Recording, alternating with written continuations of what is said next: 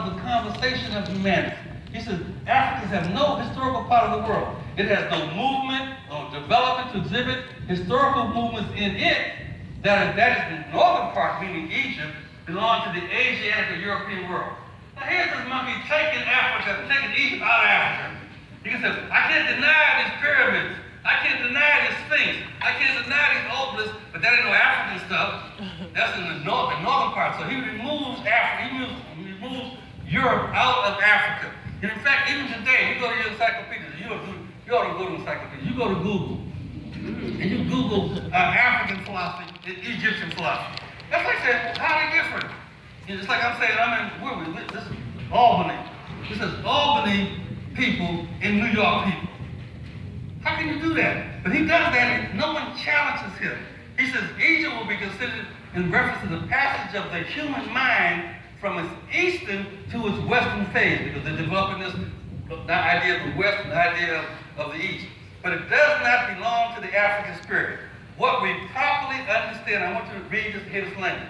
What we properly understand by Africa is the unhistorical, undeveloped spirit still evolved in the conditions of mere nature, in which had to be presented here only as a threshold of world history. So it's like we Africans are sort of creeping up on world human history. We peeking in, trying to get to the point of understanding what it means to be human and contribute to society. So he removes it. What he does is he establishes the idea of the null, the idea of nothing being tied to Africa.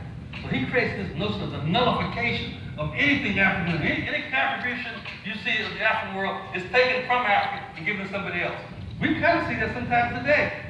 We clearly saw it in the African-American creation of the only American musical form called jazz. We created it, they take it out and say, no, it's an American. They don't give no credit to that. They don't give no idea that this creativity is ours because he's created in this narrative, in this story, that there is nothing of value in Africa. And we do that, we follow along. We never go and say, what did Africa have to say about this? We're dealing with child rearing, we're dealing with war, we're dealing with Indian. We never ask the question, what did Africa have to say about that? We go to some old dead European, and we figure out what they said, and we replicate that because we've been educated. One of the big architects, what's in Africa? That's what this Raymond Nino de Gobino, he's an interesting character because he just gave himself a title. He ain't had no title, no clean title. He said, I'm going to be a count. He just makes himself a count. I'm amazed at this because I can't even go to the bank and cash my check without having 4 or 5 pieces of ID. But he just made himself a count. De Gobino says that human progress went from African primitivism to European civility.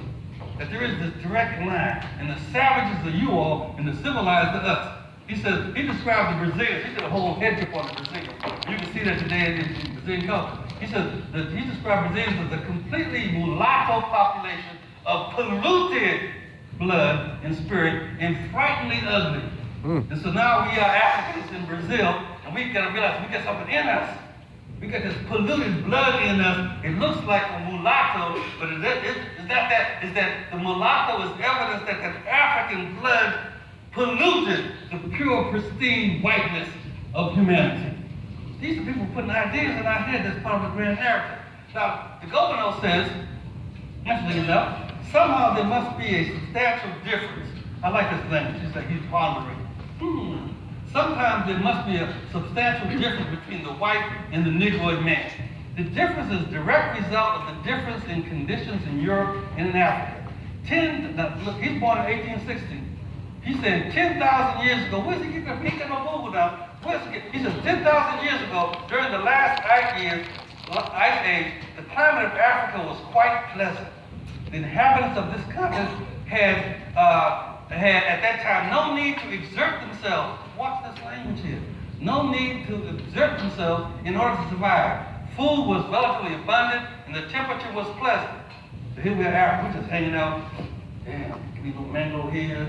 I'll go give me some bananas. I ain't got to think about nothing, and the fish jump out the water and fry themselves. I ain't do nothing in Africa. That's what he wants us to believe. He says that in Europe, on the other hand, had to battle very low temperatures, dangerous and abundantly present man-eating predators like wolves and bears, and above all, the food supply was very meager. The humans in Europe therefore had to use their brains to overcome these problems, while the humans in Africa had hardly any need to use their potential skills. They set up this dichotomy. Africans ain't got no brains. They had no reason to develop no brain power. Europeans did it. He says this is the explanation why the Negroes are still quite undeveloped, while the Caucasians have been able to use their intelligence to build an impressive civilization. And places like this, places like these Western universities, continue to advance subtly that idea. So he creates now, we got to know, he creates this idea of the negation, that whatever is the good, the African is the negating of that. All right, so these ideas develop this thing.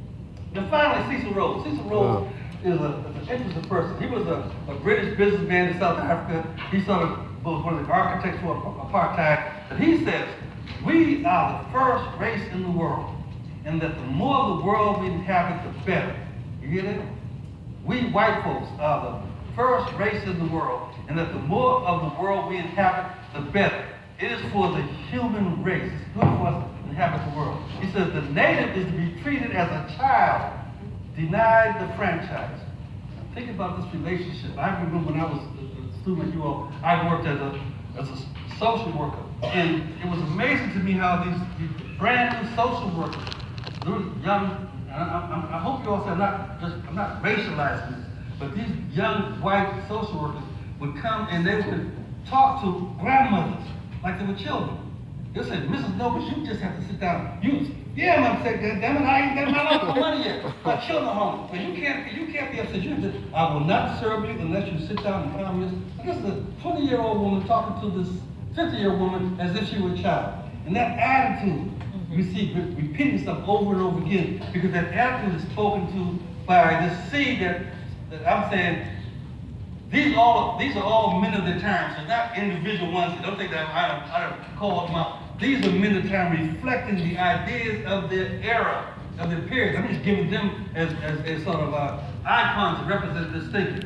Cecil Rhodes says that he believed to have helped pathway for South Africa's apartheid, and Rhodes set up a provision called the Rhodes Scholarship. And even today in our Western University, if you get a Rhodes Scholarship, you big dog, you big time. To get a Rhodes Scholarship means you're highly intellectual, you're important. But look what he does. He sets up a Rhodes Scholarship, an international postgraduate award for students to study at the University of Oxford. So you know, the best place in the world is the University of Oxford. If you can compete and get a Rhodes Scholarship to go to the University of Oxford, you're something very important. He says the goal of the Rhodes Scholarship was to promote civic-minded leadership among young colonists. You hear what he said? He said, I'm going to take the people who are going to go in and take your stuff from you. I'm going to develop a civic-minded leadership for young colonists to provide intellectual leadership for three things. One, the furtherance of the British Empire. The only purpose of education is to be able to further the needs of the British Empire. Two, to bring the whole uncivilized world under British rule.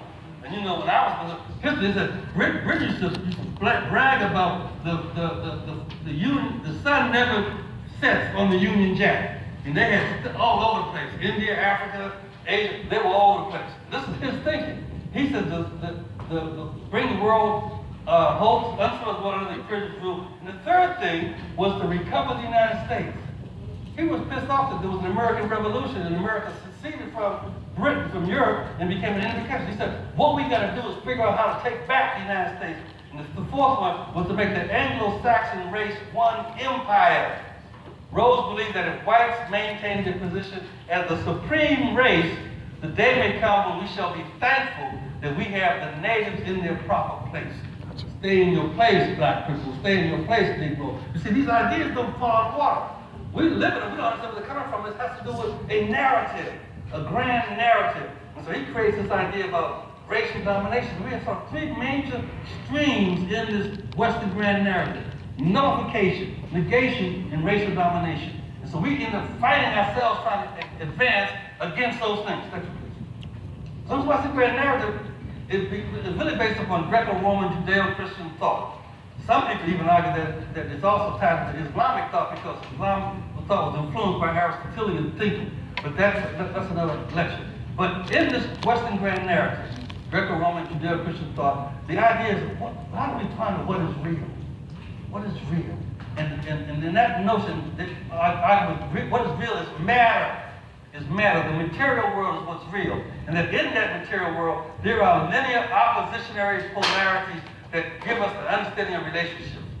Linear oppositionary polarities. So there's linear, up, down. And in those polarities, everybody's placed. So where's white? Where's black? Where's male? Where's female? Where's old? Where's young? Where's good? Where's bad? Everything is captured in. That's the grand narrative. It describes and prescribes reality. Everything is put in this linear oppositional polarity. And that the importance of separateness and distinction. And we see some stuff coming out of philosophy, the logical positivism, and biological determinism, social Darwinism, natural science reductionism, postmodernism, even postmodernism, postmodernism now. But it doesn't violate this idea about how the world is constructed, how reality is constructed. And the knowing frame that comes out of that comes out of the Genesis story. And every group has a Genesis story. Now, if any of y'all think I'm going to be blaspheming and talking about the Bible, don't do that. Don't be putting no crosses on me. Don't be sitting no stuff at me, because I'm not doing that. I'm talking intellectually. But in the Judeo-Christian Genesis story, there is an understanding about the nature of man, having domination over all the living things. There's also a relationship between male and female inscribed in that Genesis story. And so I'm cool. God done made me and cool, let me out in the Garden of Eden, and then Eve comes up in here. She started whispering in my ear about this damn apple. I said, man, eat the apple, you're gonna know something. So I'm gonna tell you, Eve, she kind of nice. I'm gonna go for this, so I go eat the apple. And lo and behold, I learned that I am naked. And that God gets pissed off. God says, you done violated, all you're supposed to do is be over all the stuff, pissed off. I'm kicking you out the Garden of Eden. What does that do psychologically? It says to me that the problem with my having a cool life is the woman. If that woman hadn't told me about that, I wouldn't have to work. Now I can live every day, go to slave because of the woman. So it creates a psychological, subliminal antagonism between the female and the male based upon a Genesis story.